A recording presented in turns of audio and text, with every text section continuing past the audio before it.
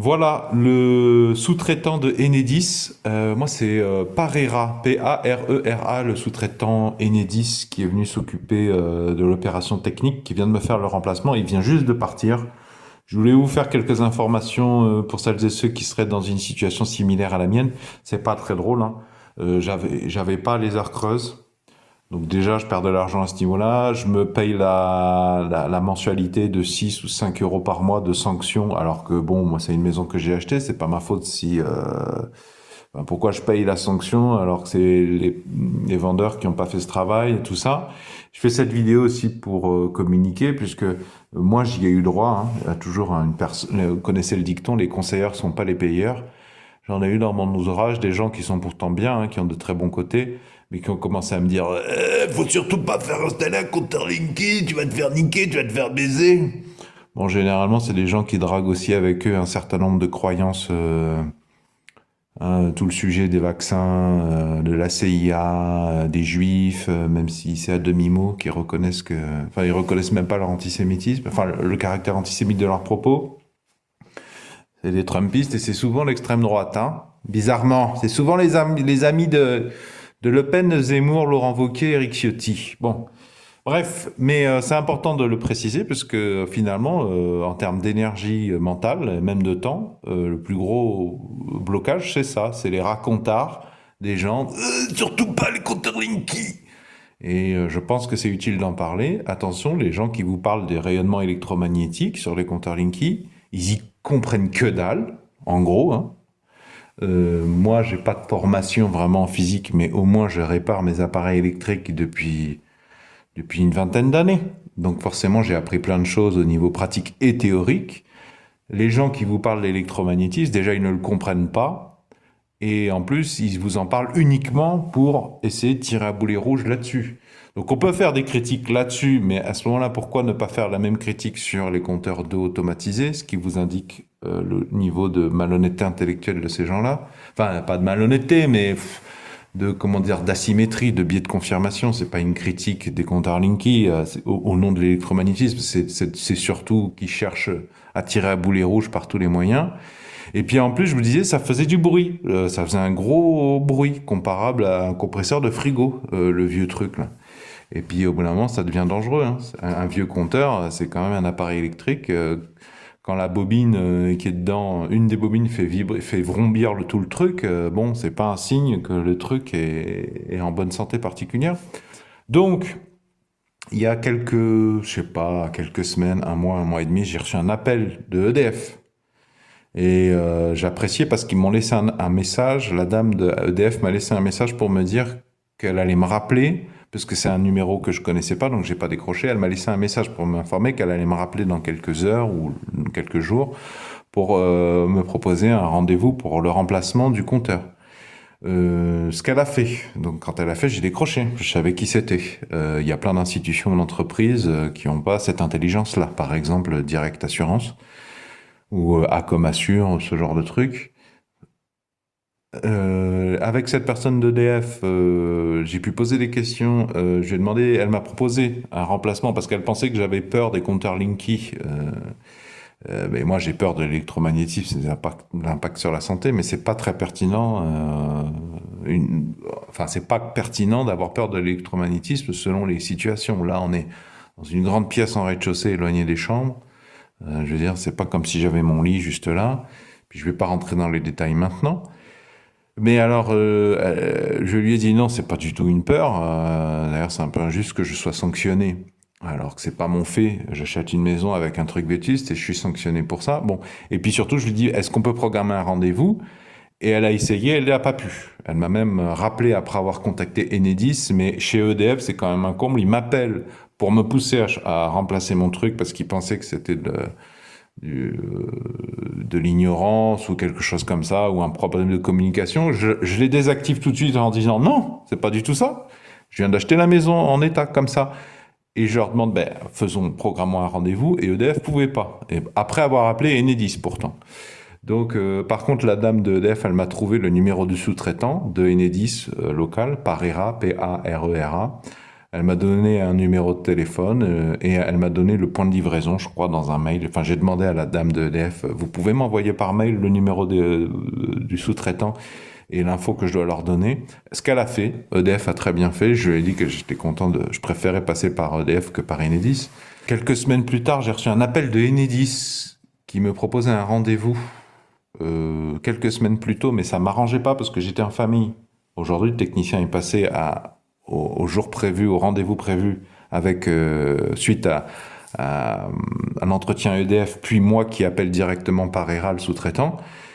Et je suis tout seul. C'était par rapport à la famille. Je préférais être seul, tu vois. Si tu as un problème électrique, il y a toujours un risque que ça se passe pas comme prévu. Si t'as pas d'électricité pendant une journée, voire plusieurs demi-journées, plusieurs journées, il vaut mieux que je sois tout seul, tu vois. Et donc Enedis m'a rappelé pour me proposer un rendez-vous, mais je leur dis mais je comprends pas, j'ai un rendez-vous début septembre, pourquoi vous me rappelez pour août? J'ai dit à EDF que ça m'arrangeait pas. Et en regardant la dame de Enedis, elle me dit ah oui, je vois le rendez-vous, c'est bizarre, je l'avais pas. Bon, ça fait partie des motifs pour lesquels j'ai plus confiance en EDF qu'en Enedis. Je sais pas ce qu'ils font chez Enedis. Bon, bref, j'ai dit non, mais je préfère rester sur le créneau là de début septembre.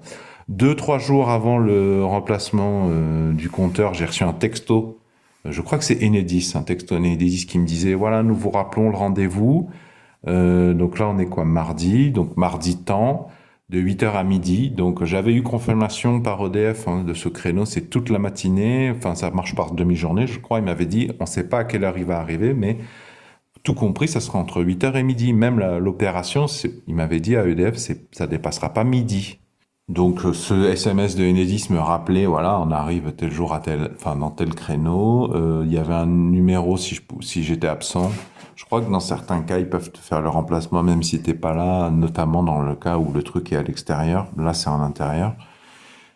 Et donc ce matin, le créneau c'est quand même 8h midi, donc ça m'a obligé à mettre le réveil quand même, hein, parce que pour être prêt, si le gars arrive à 8h, faut que je me réveille à 7h quand même. Quand tu fais de la rénovation, tu finis tard, c'est pas sûr que tu te réveilles à 7h. Et 11h arrive et en fait, on est début septembre et c'est les grèves là. On est quelques jours avant le 10 septembre, mobilisation générale. 11h arrive et je vais sur Internet et je tape grève Enedis et je vois qu'il y a des grèves depuis le 4 ou 5 septembre en fait. Ce qui m'étonne pas, et moi je suis plutôt solidaire des grèves, hein. Et donc, mais en fait, le gars m'appelle à 11h06 parce que je me disais, CQI doivent être en grève. Donc en termes de durée, le temps que ça prend, le gars m'appelle dans sa camionnette. Je suis dans votre rue, c'est où exactement? Je sors sur le palier, je le vois, je fais coucou. Donc 11h06. Il est parti, sa camionnette est partie de devant chez moi, il était 11h29. Donc ça a même pas pris 25 minutes. Voilà. Ce qui est quand même chouette. Alors, je suppose que c'est pas tout le temps comme ça, hein, c'est pas ce que je dis, mais bon, en termes de durée. Et il m'a dit qu'il en avait fait 3 avant moi. Voilà, ce qui correspond effectivement, si tu comptes une demi-heure d'opération, plus les temps de trajet. Voilà donc ce qu'il a fait. Donc là, il y a mes disjoncteurs divisionnaires, il n'a pas touché à ça, il a touché uniquement à ça. Je te donne les principaux éléments, hein. Donc là, il y avait mon compteur, j'ai dû te montrer une photo du vieux, je pense. Il y avait le vieux compteur qui faisait des bruits et qui m'empêchait d'avoir les heures creuses, notamment. Donc il m'a demandé si j'avais des appareils branchés. Je pense qu'il pensait notamment au lave-linge ou un truc, un équipement électrique qui aurait une importance particulière. C'est pas mon cas, mais il y a des gens avec des problèmes de santé, c'est plus susceptible d'être le cas. Il était correct, très correct, hein. Donc qu'est-ce qu'il a commencé par faire? Je crois qu'il a coupé le courant, donc c'est là, il a abaissé.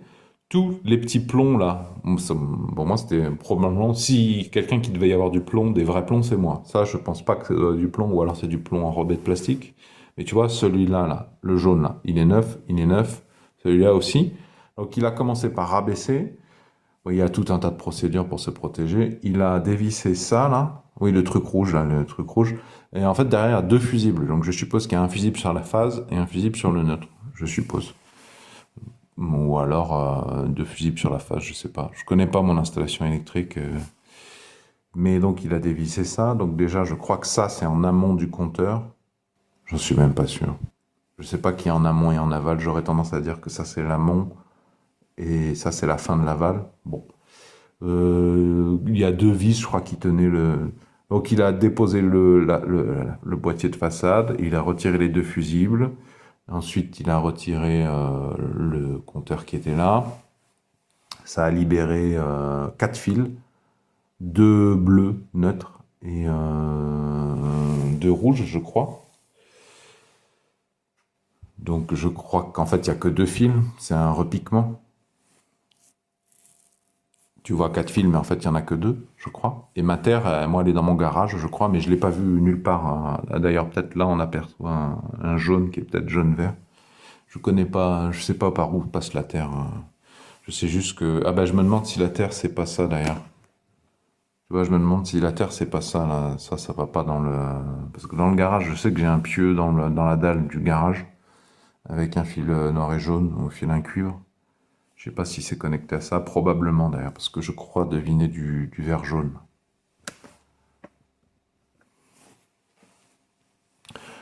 Et donc c'est allé assez vite, hein. Bon, moi j'étais juste à côté de lui, hein, puisque je suis tout seul, ça m'intéresse, je suis dans la rénovation, je connais rien de cette installation électrique, donc j'avais quelques doutes.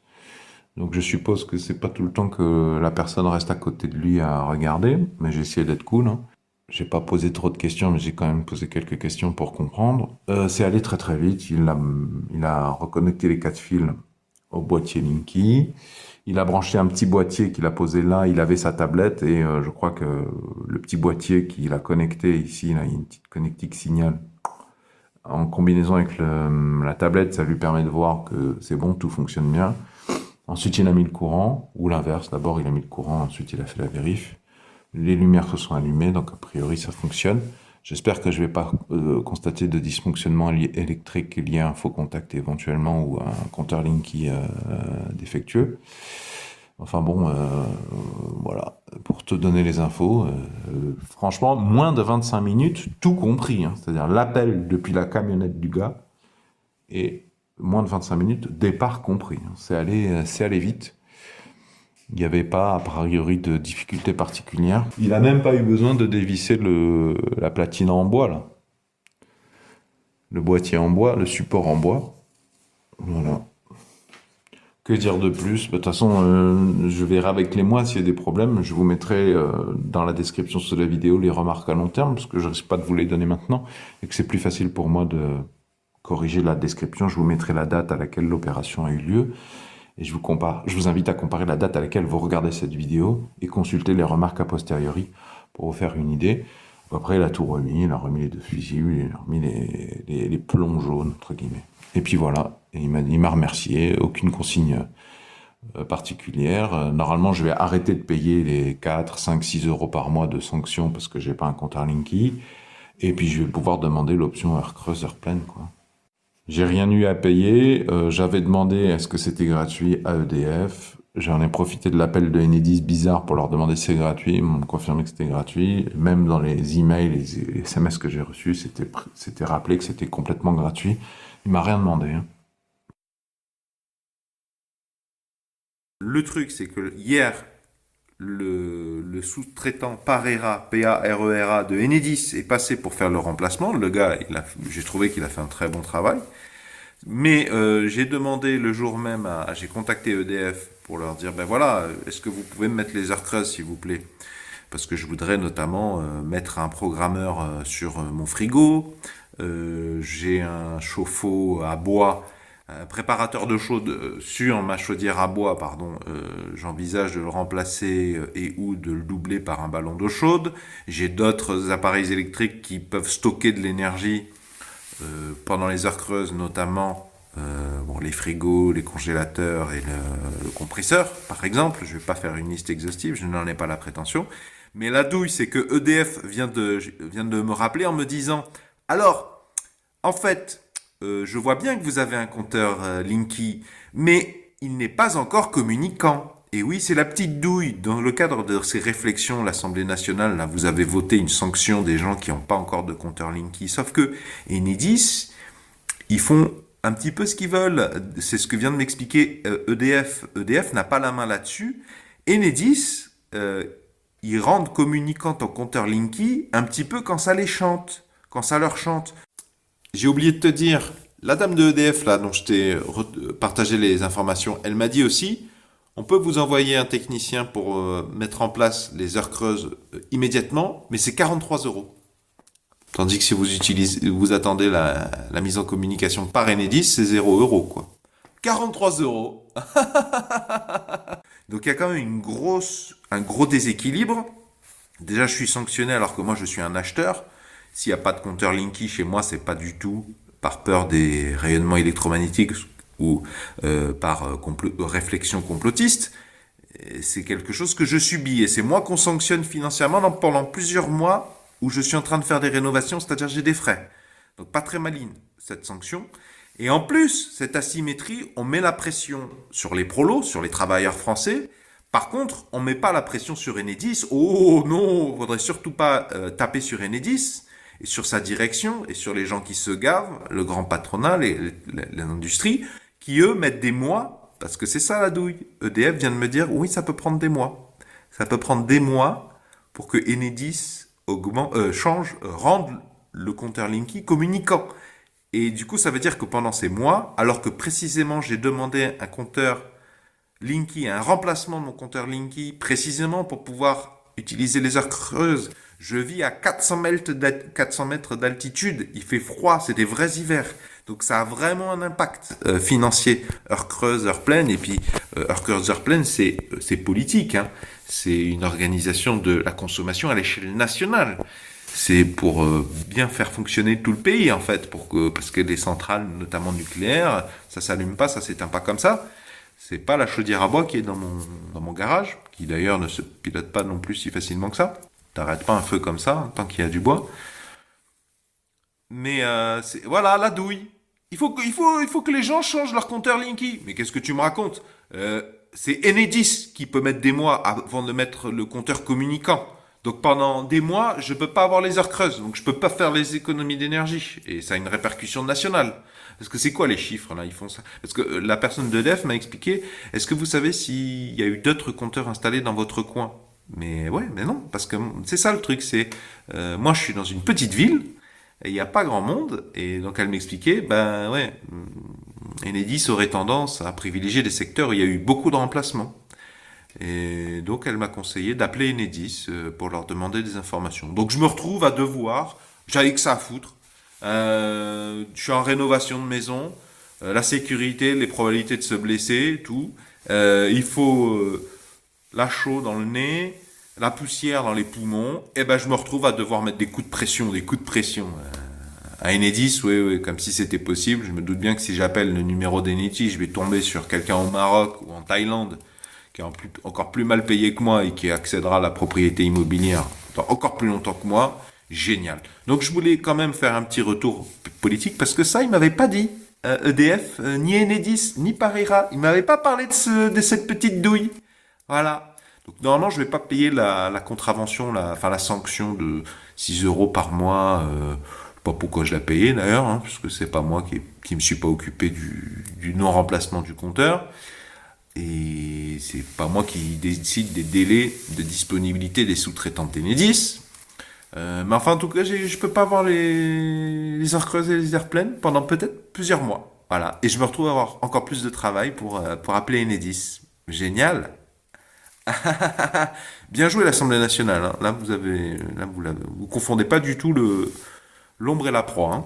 Il me semble que c'est un argument et une vraie critique du compteur Linky. Aussi, la mise en place du compteur Linky, oui, c'est bien beau de parler du complotisme, c'est un vrai problème réel, mais c'est pas les complotistes qui sont responsables qu'Enedis peut mettre des plusieurs mois avant de rendre un compteur Linky communicant. Donc cette histoire de complotisme, est-ce que ce serait pas une stratégie politique du gouvernement pour cacher une forêt derrière un arbre? Si vous avez apprécié ma démarche, pouvez-vous mettre un pouce vers le haut, s'il vous plaît, pouvez-vous mettre un j'aime. Pour celles et ceux qui veulent vraiment me soutenir efficacement, pouvez-vous, s'il vous plaît, laisser de temps en temps une publicité vidéo skippable s'écouler entièrement sur la chaîne, c'est-à-dire ne pas la skipper au bout de 5 secondes. Vous pouvez ne pas la regarder, vous pouvez couper le son, je comprends tout à fait. Mais c'est ainsi que nous sommes rétribués, nous les producteurs de vidéos, et ça marche pour les autres producteurs de vidéos dont vous appréciez le contenu sur YouTube. Mais, d'avance, merci en particulier à celles et ceux qui feront cet effort de temps en temps, laisser une publicité vidéo s'écouler entièrement. Si le sujet de réparer les objets du quotidien vous touche, vous intéresse, eh bien, je vous invite à cliquer sur le rond qui va s'afficher ici dans quelques secondes, au motif que ça vous abonne gratuitement à la présente chaîne YouTube et que réparer les objets du quotidien, c'est la thématique la plus importante de Solutions et Débrouilles. Quant au rectangle, si vous cliquez dessus, ça vous emmènera vers tous mes autres épisodes de réparation d'objets du quotidien. Il y a pas mal d'électroménager, d'électronique, mais pas que. Si vous avez quelque chose dont vous sentez que c'est en train de tomber en panne ou que vous avez déjà quelque chose chez vous qui a besoin d'être dépanné, mais ça s'éternise, eh bien, je vous invite à aller farfouiller dedans, voir si j'en ai pas déjà parlé.